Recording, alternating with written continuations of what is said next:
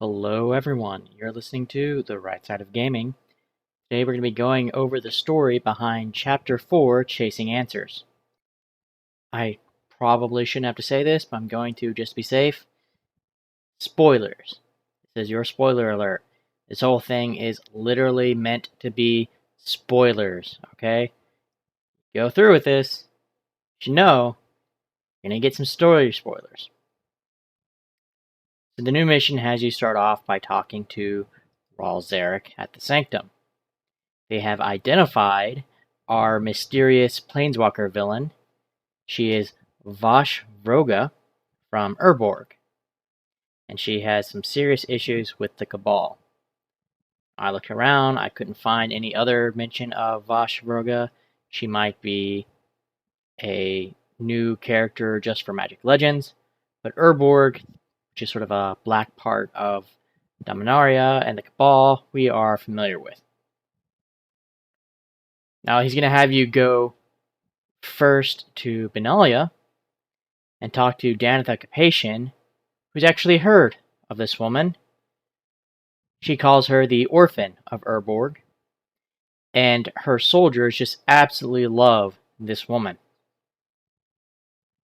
Because Vash is fighting the Cabal. Again, we don't know why she doesn't like the Cabal, but she's really giving it to him. Danitha Capation is going to send you to that part of the map that has been bugging me for so long now. We finally get to see and actually do something with that Chasing Answers story bit on the map. When you get there, you're going to talk to Raul Zarek, who's like, oh no, she was just here, and you're going to have to chase her. Very important that you go into this little bit that says Pursue Vash and start the actual story quest. When I was there was a Shattered Reliquary. There we go. And it was blocking the story mission, so I couldn't see it. I went through the whole thing thinking that's what I was supposed to be doing. And then I got to the end, and no, it was not. As you can see, you're just going to pursue Vash. And it's set up just like a regular story mission. Now, the first place you're chasing her to is the meditation realm. If you remember way back to when you first started playing, and we started the game, this is actually the same area that you started in. In fact, Raul Zarek is even like, oh, she's returned to the scene of the crime. They're acknowledging and just reminding you, this is where you started. Now, the symbols on the mantle are what kind of tip them off that this is something to worry about. And we'll probably revisit that again at the very end of this video. But just remember, the mantle that she's wearing is going to be coming up a lot throughout this. And it's got these weird symbols on it. Now, they think that she's stealing artifacts and draining their power to power up her mantle. You're going to find her. You're going to fight, some basic monsters and summons. Nothing too crazy. Then you're going to chase her, and you're going to chase her to Talaria. In fact, you're going to do a bit of plane hopping on this one, to be honest. As you chase her, you're going to start fighting her simulacrums. These aren't the real versions of her. These are representations probably made by the mantle. And it's a pretty straightforward fight. She'll have some enemy spawns too in some of them. But you beat her, the first one anyway. And Joda says the mantle she's wearing bears the mark of the Nightwalker, who is, if you're not familiar, that is a very old, ancient planeswalker, a very evil one, named Leshrac, who has been on Dominaria. He got trapped in some ice back in Ice Age. There's this whole big fight. We'll come back to that. They don't actually say Leshrac yet, but that's who Nightwalker is referencing. You're going to chase her down. You're going to find another simulacrum. She's going to steal an artifact to power herself up. And every simulacrum you beat is supposed to slow her down. I think it's mostly more just, hey, let's really drag out this story quest and make you fight the same boss a bunch of times. One or the other. Gonna chase her to Gavany. Nanny Ula is going to start speaking to you again. And it's going to be the same mechanics through most of other Gavany. You're going to have to fill up a soul vessel by killing enemies inside of it.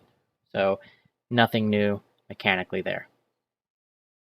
Nanny Ula is helping you because she hates both of you, but I guess she hates Vosh more, which honestly, I find a much more believable motivation than a lot of stuff in some games, this one included. But again, you're going to fight the Simulacrum, and Nanny Ula notes that her soul is changing, so the Simulacrum is probably having some type of effect on her. I think Danitha on Benalia mentioned that she was stealing souls, or someone did, that she was sort of stealing souls from people she fought, and then she's also stealing power from the artifacts. Clearly, it's having some type of effect on her. You're going to go to Tazim this time, over on Zendikar, and then Nissa is going to have you go through. You're going to be fighting, whatever pops out at you, a lot of spiders and stuff. But she's messing with the ley lines, which, remember, the ley lines and the hedrons are what are keeping the Eldrazi trapped. In fact, she decides to draw power from the hedrons. The hedron networks are artifacts.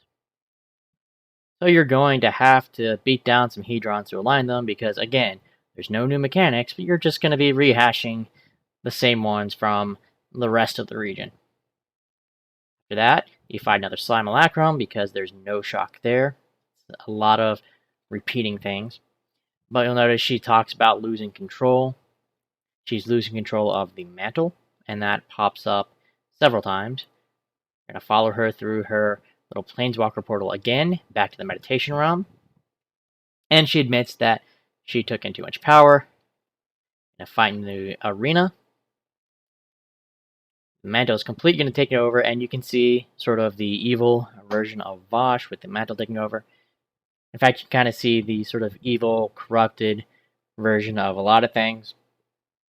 Like some of the creatures you fight, and we'll see that coming up. She got all those green creatures like the oozes and the spiders that look all weird and corrupted. But you're fighting in the arena, and it's much smaller space to work with than normal. I mean, yeah, you can walk and use up the whole space. It's just that if you go outside of that little circle into our black cloud, you're going to take damage. A lot of damage over and over again. It just sort of ticks really hard. Like, you're meant to sort of stay in this little area. You're fighting the actual Vosh this time, the corrupted Vosh. And again, she's going to fight you, and then she's going to disappear into the shadows and summon her creatures. And you'll see sort of when she's going to come back, you'll have this sort of green arrow thing where she's just going to zip through. Sometimes it's going to be little creatures that you fight, sometimes bigger ones. You can see the big Brood Widow there. And here's a little bit better view of her dash attack.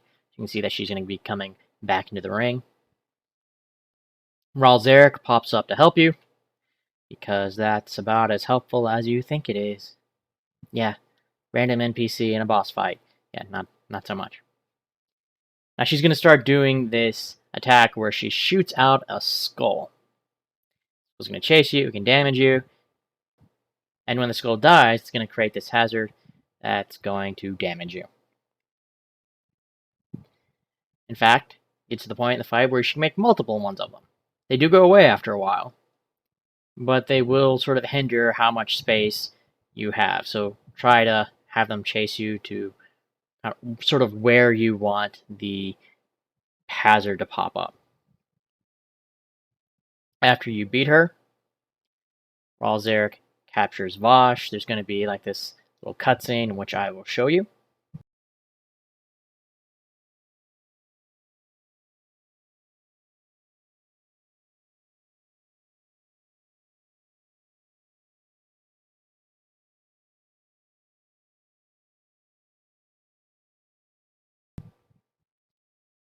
But he's going to take her back to Sanctum.